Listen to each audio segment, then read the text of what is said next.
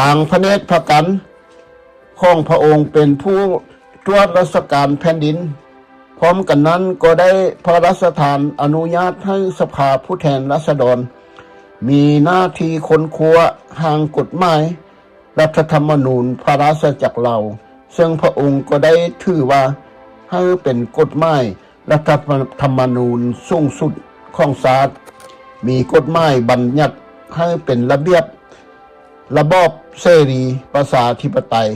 โดยมีองค์พระประมุขเป็นกษัตริย์สัญลักษณ์ภายใต้กฎหมายรัฐธรรมนูญอันเดียวกันปกครองทั่วประเทศโดยบ่มีผู้ใดล่วงละเมิดได้สิทธิพื้นฐานของพลเมืองลาวทั้งชาติในปี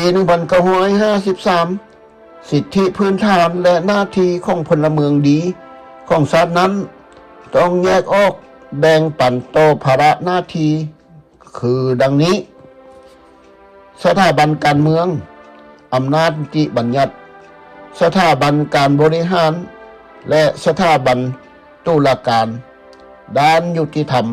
กฎหมายรัฐธรรมนูญมีไว้เพื่อปกป้องประเทศชาติ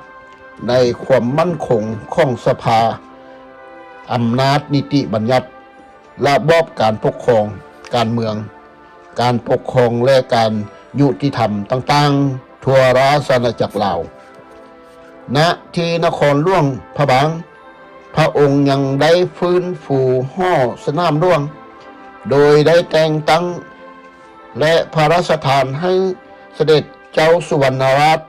รัตนวงศ์ชาดำรงตำแหน่งเป็นนายกรัฐมนตรีและมีคณะรัฐบาลมีรัฐมนตรี6 ท่านต่อมาก็ได้จัดตั้งให้คณะรัฐมนตรีในรัฐบาลแห่งชาติดังกล่าวให้พากันลงมายังนครหลวงเวียงจันทร์เพื่อจัดตั้งสำนักงานใหญ่ในนามคณะรัฐบาลสุดทำอิฐแห่งพระราชอาณาจักรลาว 1954 ฝรั่งเศสได้ยอมพ่ายแพ้สงครามแล้วจึงได้ยอมมอบเอกราชคืนให้แก่ลาวอย่างสมบูรณ์จึงได้สัญญานามว่าลาวเสรีอย่างแท้จริงพวกฝรั่งเศสยังได้ถอนทหารของตนออกจากดินแดนของลาวอันครบถ้วนนั้นก็ได้ตกมาเป็นกรรมสิทธิ์ของคนลาวเป็นเจ้าของประเทศชาติปัญหาการเมืองแม้นภาระหน้าที่ของปวงประชาชนลาวทั้งชาติจะได้แก้ไขกันเองในขั้นต่อไปโดยบ่ให้กำลังต่างชาติใดๆเข้ามาแทรกแซงกิจการภายในของลาวตามกฎหมายรัฐธรรมนูญห้ามบ่ให้กำลังต่างดาวนำเอาอาวุธยุทโธปกรณ์พันธะทุกชนิดมาและเก่าเข้ามาในราชอาณาจักรลาวภายหลังพวกฝรั่งเศสได้ถอนทหารของตนออกไปแล้วนั้นของฝรั่งเศสภายใต้ที่เกี่ยวพันกับฝรั่งเศสและเป็นรัฐอารักขาปกป้องจากฝรั่งเศสที่หลวงพระบางนานถึง61 ปีคือ 1893 1954 ต่อมาในปี 1955 การเลือกตั้งมาได้ผ่านสำเร็จลงและมีผลได้รับคือ30 ที่นั่งของสภาผู้แทนราษฎรพรรคก้าวหน้าเข้าร่วมนำได้21 ที่นั่งของผู้แทนพรรคเสรีได้8 ที่นั่งของผู้แทนพรรคลาวร่วมสัมพันธ์กับพรรคประชาสังคมและพรรคอื่นๆได้เสียงผู้แทน10 ที่นั่งของผู้แทนซึ่งหมายความว่าในคณะนั้นพรรคก้าวหน้ามีความสามารถและยัดแยงเอาคะแนนเสียงที่นิยมสมชอบจากประชาชนอย่างล่วงล้ายการแข่งขันเป็นไปอย่างดุเดือด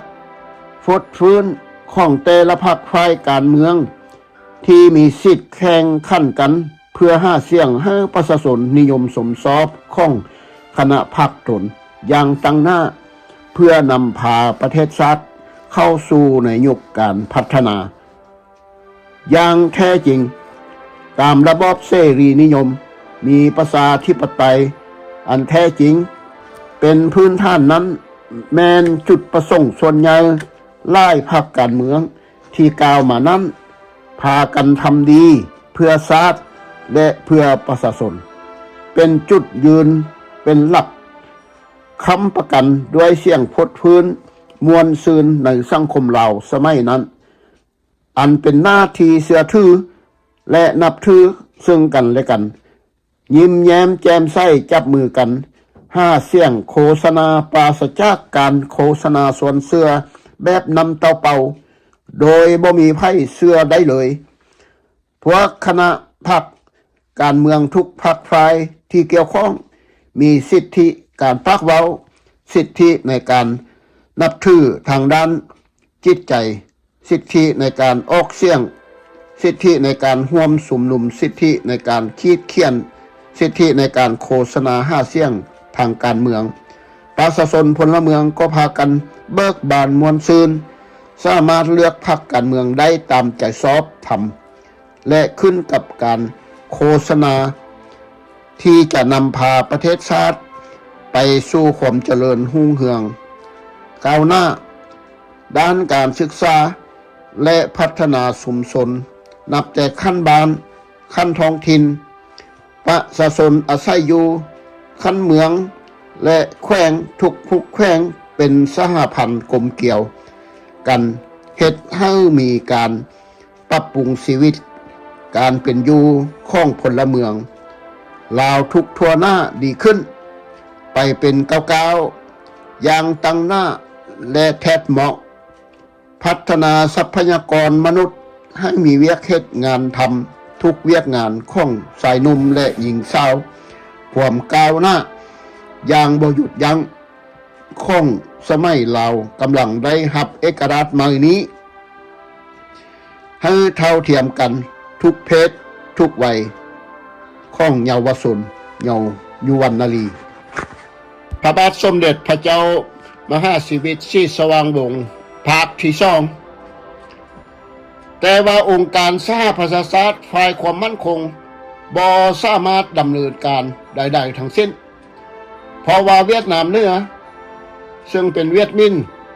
เป็นประเทศที่มีสิทธิ์ยับยั้งบ่ออกเสียงสนับสนุนได้แต่บอกให้คณะรัฐบาลพนาทานพญาหัวข้องผู้สนานีกรเป็นต้นว่าแม่นองค์การสหประชาชาติทางสหภูมินพรรคการเมืองนุ่มเสียกำลังใจและ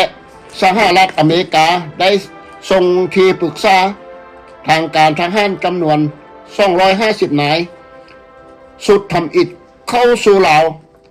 และพร้อมจัดตั้งส่งอาวุธและเงินพิเศษไปให้แก่รัฐบาลลาวเสรีแต่ก่อนซึ่งเอิ้นว่าเสรีลาวกองกำลังป้องกันตนเองสมัยสงครามโลกครั้งที่2ร่วมรบเคียงข้างกับฝ่ายพันธมิตรในฐานะอยู่ในท่านที่มั่นคุ้นมิงกองกำลังพันธมิตรต่อต้านกับฝ่ายกองทัพ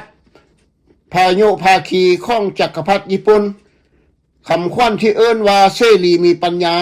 พาราเอกราชพาชาติไปสู่ความวัฒนาถาวรนั้นอันแท้จริงการสร้างกำลังบนพลทั้งหมด25,000 คนขึ้นเป็น30,000 คนและยังได้บัดปรับปรุงการจัดตั้งกองบัญชาการทหารเป็นเขตย่อยขึ้นตามรัฐและแข้งต่างๆ41แห่งและจัดให้มีกองทัพแห่งชาติลาวถึง5ภาคนับแต่ภาค1ถึงภาค5ในภาคส่วนเพื่อสร้างความก้อนกำลังเสรีลาวกลับกลายมาเป็นกองกำทัพแห่งชาติกองทัพแห่งชาติและในระบอบเสรีประชาธิปไตยตามเงื่อนไขของรัฐธรรมนูญแห่งชาติลาวของรัฐบาลท่านราชอาณาจักรลาวเสรีในการปกครองโดยภายใต้โพธิสมภาร ขององค์ประมุองค์พระประมุขเป็นสัญลักษณ์แห่งรัฐธรรมนูญอันเดียวกันนะ